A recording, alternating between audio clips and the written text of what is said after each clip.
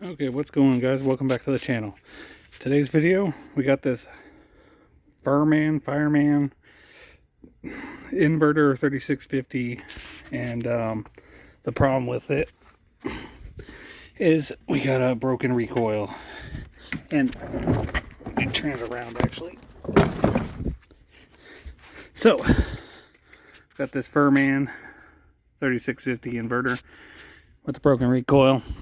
And you guys know by now I hate working on inverters, just because what should be a 10-15 minute job turns into probably about an hour.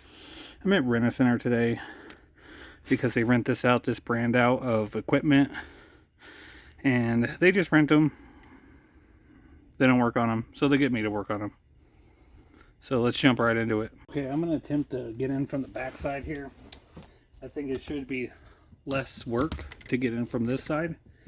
And all you're really going to need to start out with is just a Phillips. When it comes to inverters, I like this rounded tip. I still need to figure out where I got this. This is like the best Phillips I've ever had. We're going to start by removing this panel, 6 Phillips screws.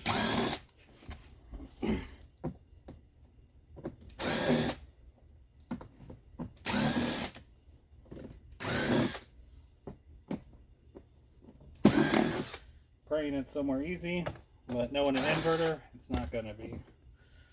So now that we're here, we can take a look. Well, good news is it looks like I can. Here, let me show you. Oh, hang on, got a call. Okay, sorry about that. It looks like all I got to do is remove this heat shrink, this heat thing, whatever it's called. I think it has electronics on it, but it looks like I need a Phillips here, a 10 millimeter there, 10 millimeter there, and that should move, and I should have access. But I am seeing oil. You guys can probably see that on camera. That does not look good. Something could be wrong, because when I did try to pull the cord, it seemed hard to pull. So we're going to find out. Hopefully this doesn't turn into a nightmare. So let's start removing this. Okay, we'll start out with the Phillips. There we go. Now we'll switch to the 10 millimeter. Oh, it is hot even in here today.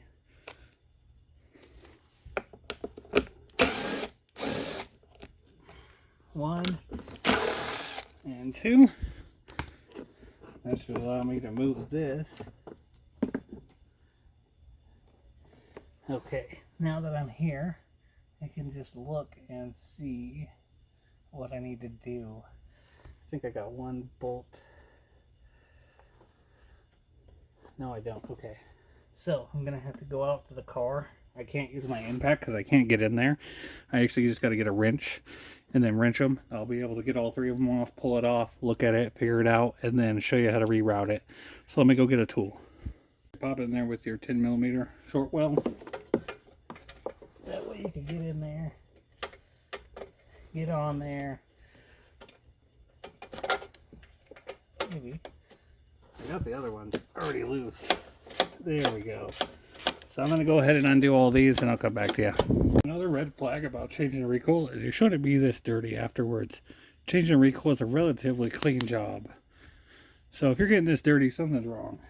But here we go.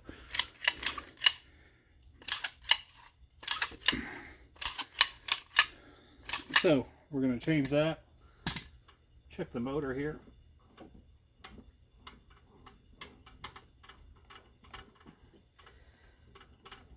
Feels like we got really good compression. Again.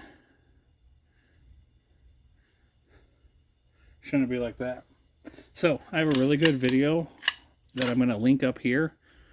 It's a quick how to do this recoil. Since you've seen them done 100 times, there's nothing special we got to do here. Just pull this rope all the way out, lock it in place, and put new rope in there. That's all we have to do. You know what, we could even lock it in place with one of the bolts if you don't have your screwdriver ready. But yeah, so just pull it out, change the rope. If you want to watch how to do that, I'll link a video up in the information watch it after this, or watch it and come back to this. Just make sure you go back to where you need so you can line up those holes. And yeah, as soon as I get this back on, I'll show you what next. Just remember on an inverter you need a little extra space, because you got to come out the frame to a handle, not just to the recoil. So you need about another 2 inches, 2 or 3 inches. Yeah, so I got this rope here, and all we got to do first is, before we put the recoil back on, I'm going to put this through. Here, I'll show you right over here. I'm going to feed this through this hole right here, like this. That way I can go right into wherever I put it, this handle part. Put it up in here.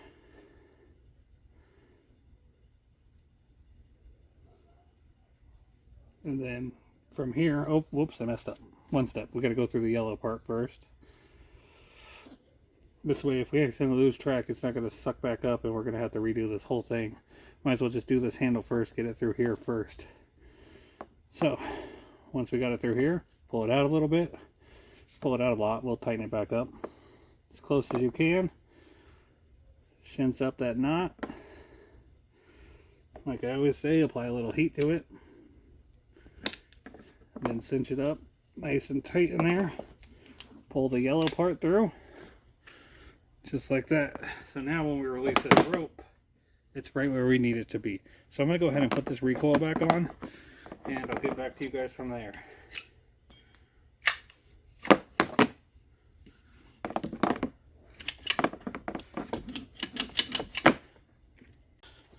Okay, handle's on, recoil's on. Let's zip this thing back together. Starting with this, make sure we get it in the right position. Right there. It's the only silver Phillips. You know what? We'll go ahead and do the 10 millimeter. No, we'll do this Phillips first. I was trying to save time. But I want to make sure that this is lined up. So I can always line up these Phillips down here. Okay. So, now we need these two 10 millimeter long boys. Where'd the other one go? Oh, we got one right here. Probably kick the other one.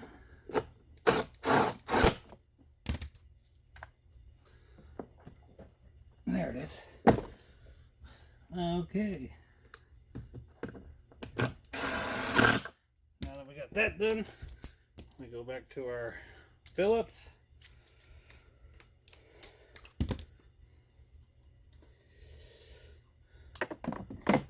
Go on just like that.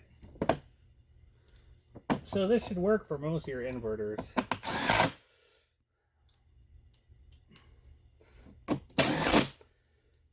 And then once I get all these on, we'll go test it.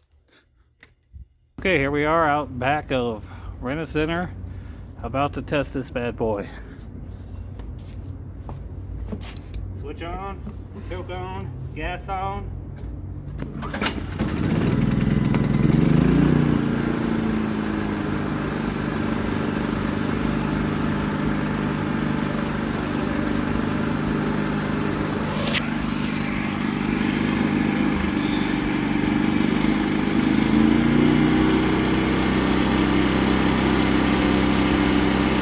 So thanks for watching this video on how to fix an inverter recoil. It should be pretty simple.